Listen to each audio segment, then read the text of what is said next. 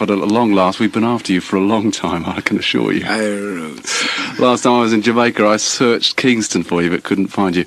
Now, unlike most reggae singers, your output over the years has been comparatively small, yet you've got a very large following. Why haven't you released many records? Well, because the first album, which was Africa Must Be Free, to the feedback we got is like the album was very strong, and it would take a time to reach to the people, you know. So we didn't want to give them too much things that they listen there and listen here, and you know, we just want to give them something that they can go and penetrate till ready to give them some new messages. Now, unlike the vast majority of reggae artists, you've stayed with one producer in particular until recently, when you went with Prince Jammy, and that's Augustus Pablo. Why did you spend so long with Pablo?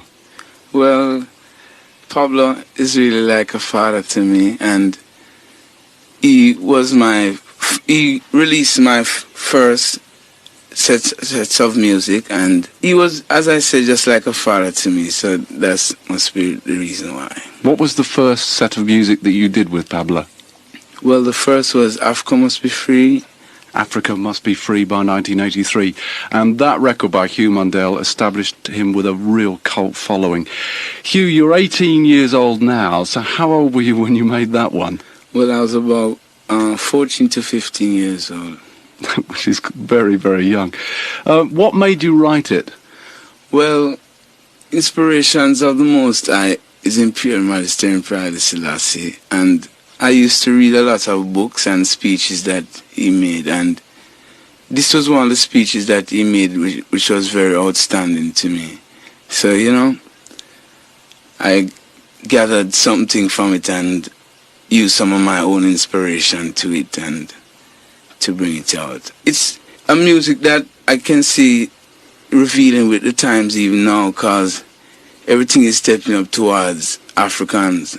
Hugh, what's it like working with Augustus Pablo? Well, it's like a brotherly feeling, you know, because we're just together there and we reason a lot, and it's different from every other producer. So you have the opportunity to do a lot of rehearsal and everything, working together.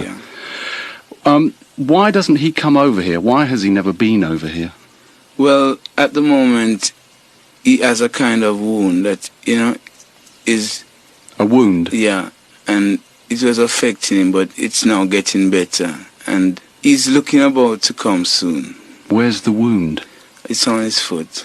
What made you want to come? To get the message to each and every one, and for the people then to see me and know me and get more closer to me. Staying with your music, a change of style, because Hugh Mundell became Papa Levi and did toasting records. Why was that? Well, Pablo had a sound system called Rockers Hi-Fi, and I used to do toasting on it in various dances that we keep.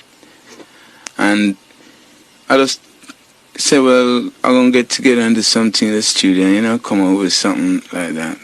Will we be hearing more from Papa Levi? Well, I don't think so, because I really want to start now penetrating on the singing vocals more, you know? Get together and get some vocal training and a lot of that stuff. So that was just a passing fad. Uh-huh. A nice one, though. You've also turned producer as well, and you produced last year a great record with Little Junior Reid. What made you go into production? I first started producing myself, which was... The first song was Top Them Jah and Black Man Foundation on the flip side. And after that, I knew Junior Reid from a good time, and he used to sing this little music to me, Speak the Truth, and, you know, it was very nice and interesting to me, because those kind of lyrics touched me. So I said, well, I must get together and do something then with this little hygiene. So we just got together and done Speak the Truth, the first music in the studio.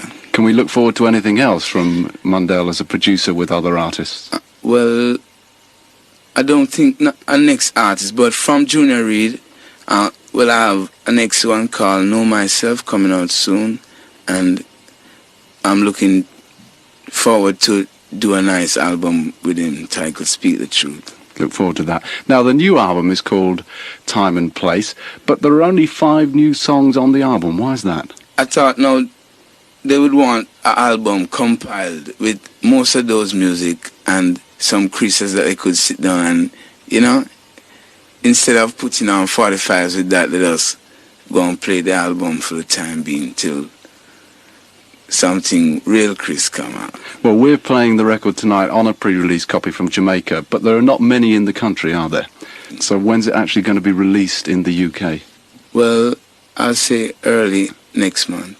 Now, Hugh Mundell is also going to do some shows over here, isn't he? Uh-huh. When and where can your public go and see you? On Friday night, we'll be at QB's. The other shows, I have them on a list, but I don't really penetrate them to that, you know. At this stage? Well, as soon as they But do come through, I'll we'll certainly be in announce. Nottingham, Birmingham, and doing some other European tours. Hugh Mundell, thank you very much for joining us on the show tonight. Good luck with the album, and good luck with your first ever tour. Remember, Hugh Mundell at QB's this Friday night. Be there or be square.